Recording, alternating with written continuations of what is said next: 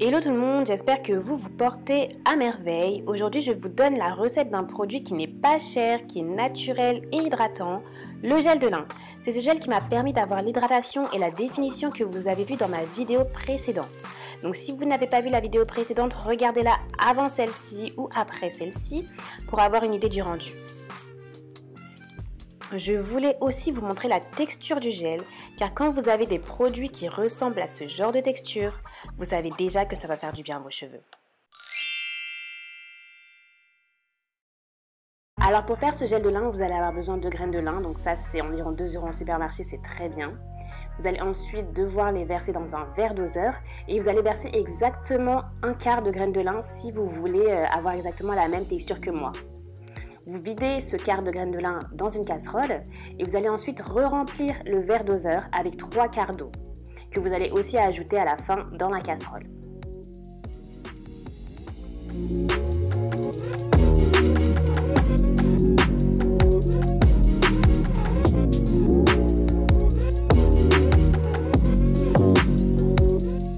Chauffez maintenant le tout à feu doux pendant 10 minutes.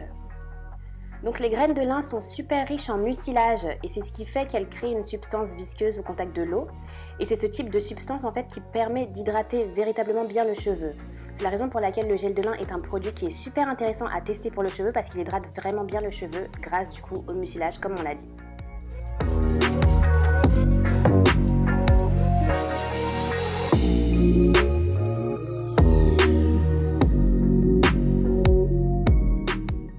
Alors le dosage que j'utilise est fait pour une texture épaisse de gel. Je l'utilise moi pour gérer mes baby hair ou pour faire des coiffures plutôt du type plaqué, comme vous avez vu dans la vidéo précédente. Mais si vous voulez l'utiliser en tant que wash and go ou pour faire des twists ou une coiffure du genre cheveux lâchés, il vous faudra rajouter de l'eau ou réduire la quantité de graines, ce qui rendra le gel beaucoup plus liquide. Et donc ça fera que vos cheveux seront beaucoup plus malléables.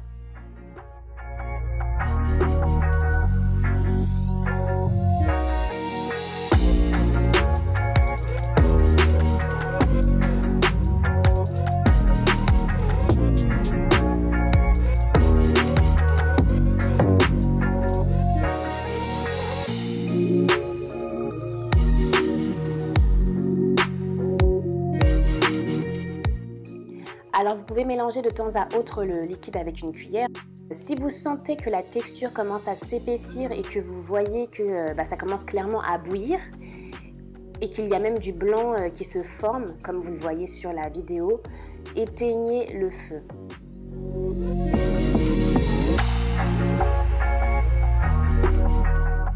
Maintenant que le gel de lin est prêt, vous allez faire passer le gel de lin à travers une passoire pour le récupérer dans le verre doseur. Si le gel de lin est beaucoup trop fort et que la passoire ne peut pas en fait faire passer tout le gel de lin, vous pouvez utiliser une chaussette ou utiliser un bas de collant pour presser avec la main et faire sortir tout le gel de lin nécessaire.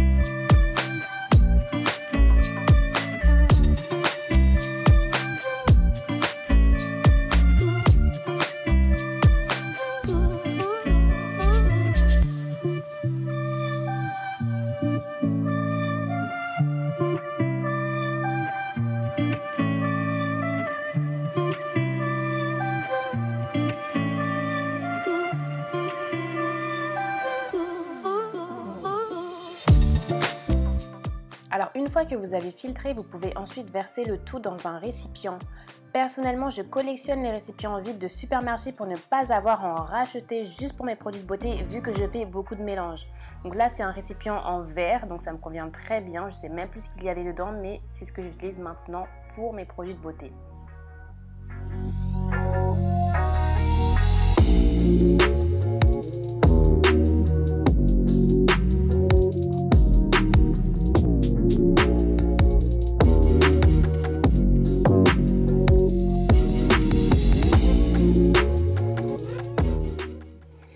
j'ajoute maintenant l'huile de ricin.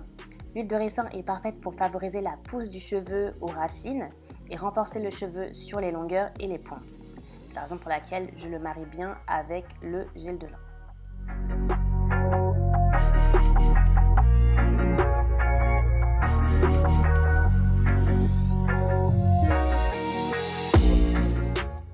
J'ajoute aussi des huiles essentielles qu'il faut toujours ajouter à froid. Ne jamais ajouter les huiles essentielles quand le produit est chaud.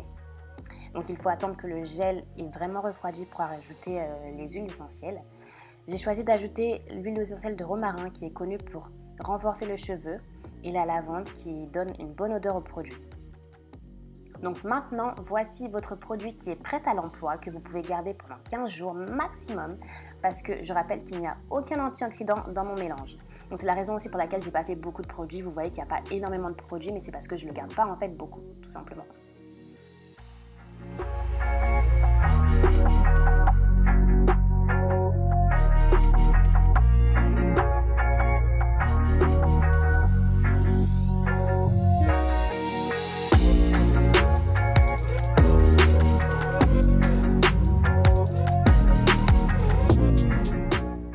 Pour terminer, mélangez vigoureusement le produit pour ne pas avoir de différence. Ah, il y a un petit grain de lin qui s'est invité à la fête. Pour ne pas avoir de différence de texture. Parce que l'huile, le gel de lin, les huiles essentielles, tout ça c'est vraiment différent. Mélangez vigoureusement pour ne pas avoir ce problème.